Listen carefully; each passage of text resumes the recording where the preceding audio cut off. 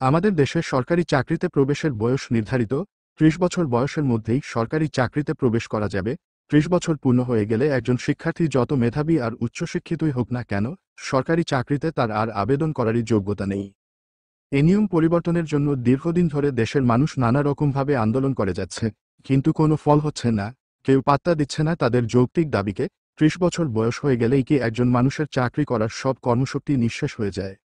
যদি তা হয়, তাহলে স্বভাবতই প্রশ্ন উঠে, ৩০ বছরের বেশি বয়সী যারা চাকরি করে, তারা কোন যোগ্যতায় চাকরি করে?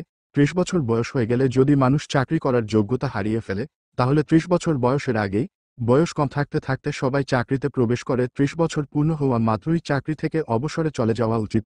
একজন মানুষ যদি ৩৭ বছর বয়স পর্যন্ত কোনো নিয়োগ পরীক্ষায় টিকতে না পেরে ৩৭ বছর বয়স হবার পর কোনো নিয়োগ পরীক্ষায় টিকে যায়, তাহলে তাকে চাকরি দিতে বাধা কোথায়?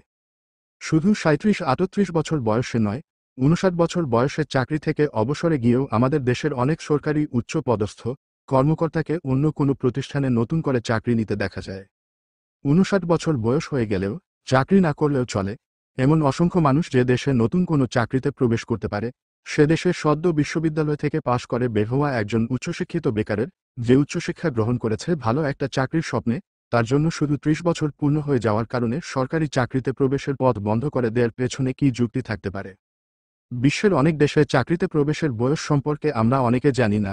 কানাডিয়ান সিভিল সার্ভিসে প্রবেশের বয়স ২০ থেকে ৬০ বছর, শ্রীলঙ্কায় চাকরিতে প্রবেশের বয়স ১৮ থেকে ৪৫ বছর, যুক্তরাষ্ট্রের ম্যারিল্যান্ডে চাকরিতে প্রবেশের বয়স ২০ থেকে ৫৯ বছর।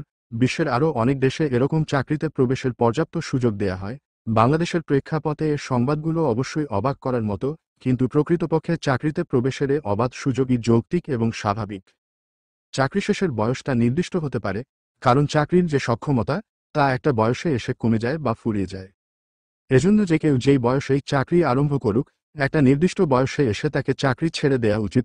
ভিন্ন ভিন্ন বয়সে মানুষ চাকরি আরম্ভ করতে পারে, কিন্তু চাকরি শেষ করবে সবাই নির্দিষ্ট একটা বয়সে পৌঁছলেই। চাকরি সমাপ্তির এই নির্দিষ্ট বয়সের ঠিক আগের বছরও একজন যোগ্য প্রার্থীর জন্য চাকরিতে প্রবেশের সুযোগ থাকা উচিত। এতে আমাদের বেকার সমস্যা যেমন কমে যাবে, উচ্চশিক্ষার প্রতি আগ্রহ অনেক বৃদ্ধি পাবে, কমে যাবে মেধা পাচারও।